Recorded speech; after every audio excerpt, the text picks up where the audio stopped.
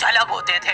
इस जेल के कैदी डेली अपने घर से बस्ता टांग के यहाँ पे आते हैं दिहाड़ी करने। कई माँ बाप उनके बच्चों को खुद इस जेल में फेंक के जाते हैं ताकि उनका बच्चा जिंदगी में एक सक्सेसफुल दिहाड़ बन सके।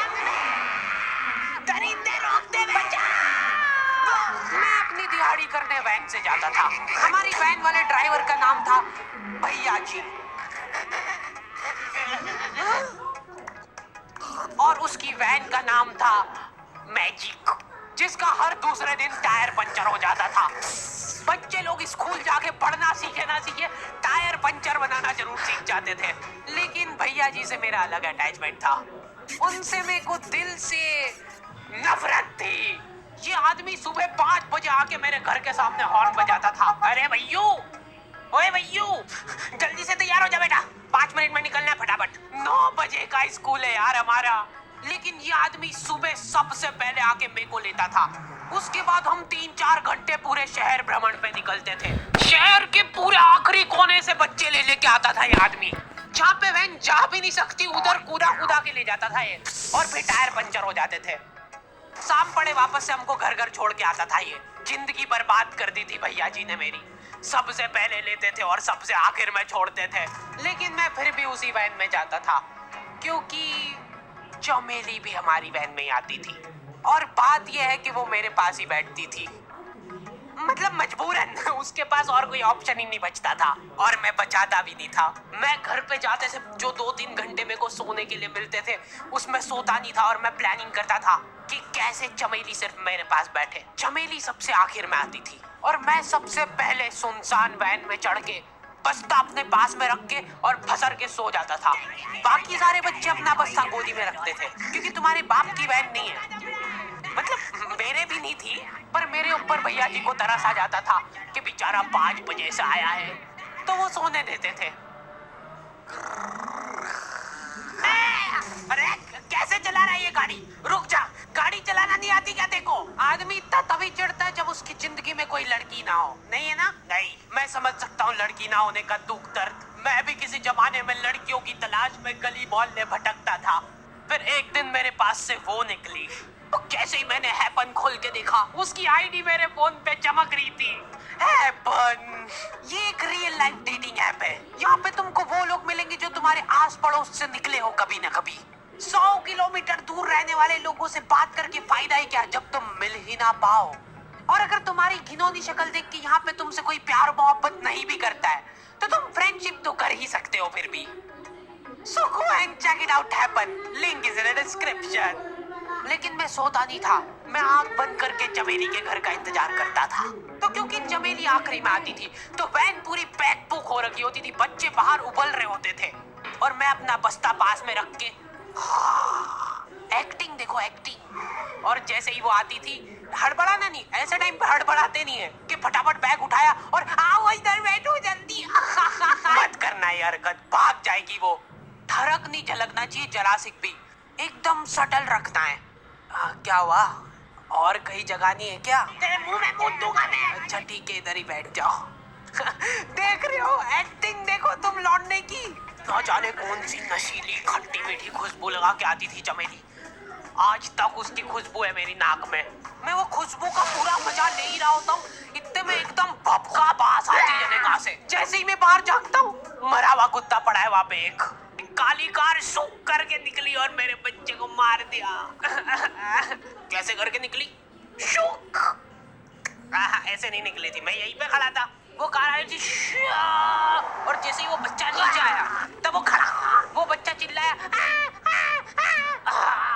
और फिर कार करके भाग गई। उधर कुछ बच्चे ऑटो रिक्शा से भी आते थे स्कूल। ऐसा लगता था कि पूरे स्कूल के बच्चे इस एक ऑटो रिक्शा में ठूस ठूस के ले जाता है वो। ये ऑटो वाले और भैया जी दोस्त थे और अब ये बीच सड़क पे रेसिंग लगवा रहे हैं। इनकी गाड़ियां उबला रही है बच्चों से, पर फिर भी नहीं मान रहे ये लोग। नहीं जीतूंगा। स्कूल जाके वो पीछे मुलट के देख रहा है तो एक बच्चा नहीं बचा उसके ऑटो रिक्शा में। हमारे भैया जी बेचारे पीछे से उनके गिरे हुए बच्चों को उठा उठा के ला रहे थे। ये सब हरकतें करके हम लोग जैसे तैसे कैद खाना पहुंच जाते हैं। सुबह 5 बजे से निकलने के बावजूद हम लोग लेट पहुंच रहे हैं वहाँ पे पहुंच के हमने देखा कि 4 लौंडे मरे हुए पड़े हैं जिनको डॉन ने मारा है। डॉन हमारे स्कूल की इंचार्ज थी। डॉन का कद छोटा था और पेट मोटा था। और आश्चर्य की बात यह है कि समय के साथ उसकी हाइट कम हो रही थी। मतलब बड़े नहीं बड़े वो चलता एक बार को, पर इसकी कम हो रही थी। डॉन बहुत स्ट्रगल करके कार से स्कूल आती थी खड़े होके, क्योंकि बैठ जाए तो उसको सामने की सड़क नहीं दिखती थी। वो अलग बात है, खड़े होके भी पूरा नहीं दिखता था। हर रोज 2-4 कुत्ते कुचलते हुए आती थी वो। फिर मेरे को समझ आया कि रास्ते में जो कुत्ते दिखे थे वो डॉन इस कैद खाने में छत पे बैठी रहती थी स्नाइपर लेके। कोई भी कैदी कुछ गलत गतिविधि करता हुआ दिखता था तो वहीं पे, मैडम इनकी लाश का क्या करना है? अरे ये तो आपको पता ही है। कहाँ रह गए थे यार झमू दीदी, फटाफट ये खून वून साफ करो। झमू दीदी बुलेट से स्कूल आते थे और ये अफवाह फैली हुई थी पूरे स्कूल में कि उनके घर पे मर्सिडीज भी है। लेकिन झमू दीदी हम्बल रहना पसंद करते हैं। ऐसा कहा जाता था कि ये स्कूल ऑन पेपर झमू दीदी के नाम पे ही है, पर वो हम्बल रहने के लिए यहाँ पे झाड़ू पोछा लगाती है। वैसे मैडम इन्होंने करा क्या था? खेल कानूनी पेन फाइट का सट्टा खेलते थे ये लोग क्लास में। उससे मेरे को प्रॉब्लम नहीं है, मेरे को क्यों नहीं? हाँ, हमारी क्लास में पेन फाइट का सट्टा चलता था। हमारे इधर जो लौंडा पेन फाइट में जीतता था सामने वाले का पेन उसका हो जाता था। कुछ बच्चे अपना सब कुछ दांव पे लगा देते थे और कर्जे में डूब जाते थे।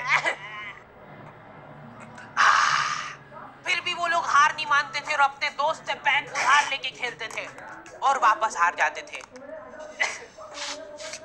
तो अब क्लास में कुछ बच्चों के पास पोटला भर के पेन पड़ा है और कुछ बच्चों के पास पेन ही नहीं है।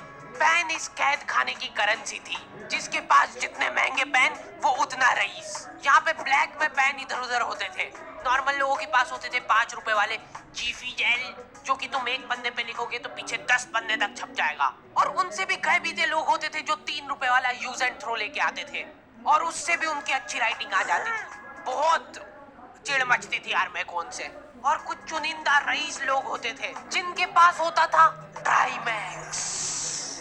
हर बच्चे का सपना होता था कि उसके पास एक ट्राईमैक्स हो, साथ में आसपास 2-4 लड़कियां हो। मेरे को प्लीज मेरे को यहाँ पे ऑटोग्राफ दे दो। ये लो ट्राईमैक्स किंग के। ये ट्राईमैक्स क्या बात कर रही है? सही में एकदम रईस लोग ही अफोर्ड कर पाते थे ट्राईमैक्स। वो बाबड़े भी एक एक अक्षर लिख के रिफिल खोल के देखते थे। खाली हो रही है तो एक बार एक रईस बच्चे का ट्राईमैक्स चोरी हो गया। पूरे स्कूल में हाहू मच गई थी। वो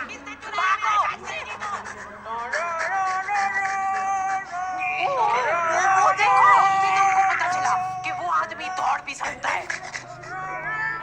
हमारे स्कूल में कुछ भी कांड हो रहा है ये आदमी सबसे पहले दौड़ के आएगा, पूरा बैग खोल चोर, और बच्चों के बैग चेक करेगा। स्कूल वालों को भी इसकी सैलरी देते वक्त सबसे ज्यादा आग करती है।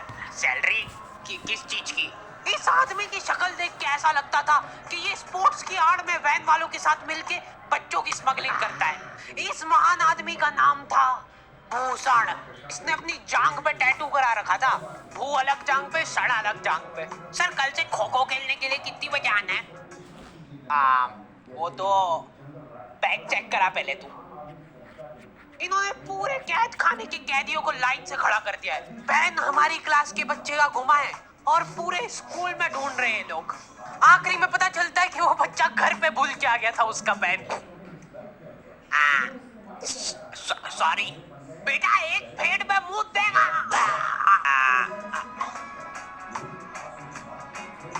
ऐसे तो नमूने बच्चे थे हमारे स्कूल में और टीचर लोग उनसे भी गए बीते थे। हमारे स्कूल में टीचरों को उनके नाम से कोई जानता ही नहीं है। बच्चों ने उनकी हरकतों के अनुसार टीचरों के नाम रखे हुए। हमारे इंग्लिश वाले टीचर का नाम था छोटा भीम। इससे चिड़चिड़ा आदमी मैंने आज तक नहीं देखा। छोटा भीम की हॉबी थी लड़कों को कूटना। उस बेचारे की हाइट छोटी थी तो बच्चे के मुंह तक उसका हाथ ही नहीं पहुंचता था। बेचारा उचक उचक के मारता था, फिर भी कमर तक ही हाथ पहुंच पाता था उसका। एक पॉइंट पे मेरे को ऐसा लगने लग गया था कि उसको सैलरी लड़कों को कूटने की मिल रही है। कभी किसी बच्चे को बहुत ज्यादा मार दिया, घायल हो गया वो बेचारा, ये लो आपका एक्स्ट्रा बोनस। होमवर्क तुम्हारा बात करेगा क्या? सर मेरे पापा मर गए थे। तू भी मर जा। ये लो। अरे वाह, नहीं चल रही, सांस तो नहीं चल रही है। हाँ कंफर्म मर चुका है ये। ओह, ये लो आपका प्रमोशन हो गया है। लड़कियों से उसका अलग अटैचमेंट था। कौन सा परफ्यूम लगा के आई हो? सर थोड़ा थोड़ा दूर रहो। अरे मैं कुछ कर थोड़ी ना। भोली सी सूरत और आंखों में ठरक लेके स्कूल आ जाता था ये daily. So this means that he will jump over it and then he start. ये आदमी इंग्लिश को इंग्लिश में ही ट्रांसलेट करके चल जाता था हमारी नंगी आंखों के सामने। इधर वॉशरूम में मौत का नंगा नाच मचा रखा था लॉन्डो ने। 4 लौंडे दिन भर वॉशरूम में जाके खड़े हैं, कुछ भी नहीं कर रहे वो लोग वहां जाके। उनको बस मन की शांति मिलती है वहां जाके। अगले दिन उन चारों ने प्लानिंग करी, कुछ तो प्रोडक्टिव करते यार वहां जाके। अगले दिन वो सब पानी की बोतल लेके गए। अब वो पानी पी पी के हाथों हाथ मूत रहे हैं। और ये टीचर लोगों को प्रॉब्लम क्या है, बच्चे अगर वॉशरूम जा रहे हैं तो एक गया है तो अभी दूसरा नहीं जा सकता है। क्यों? तुम्हारे घर की लेटरिन थोड़ी ना है वो कि एक टाइम पे एक जना यूज कर सकता है। मान लो वो 2 जने अगर वॉशरूम में मिल गए तो वो क्या कर लेंगे ज्यादा से ज्यादा? भाई यहाँ का बल्ब निकाल लेते हैं ना। हाँ निकाल लो, फीस भरी है अपन ने। लॉन्डो को ऐसा लग रहा है कि इन्होंने फीस भर के पूरा स्कूल खरीद लिया है। 10 लॉन्डे कॉरिडोर में छाती चौड़ी करके चल रहे हैं प्रिंसिपल के सामने। प्रिंसिपल को इग्नोर कर रहे हैं ये लोग।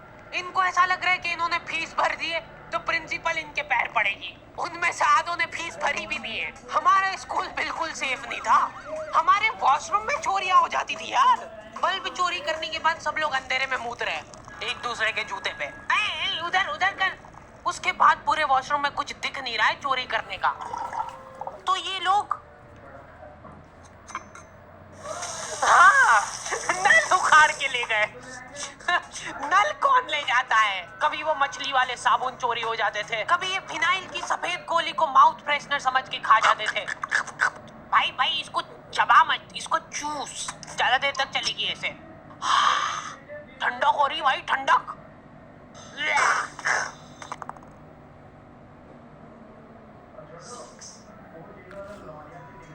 ओके तो द एंड हो चुका है।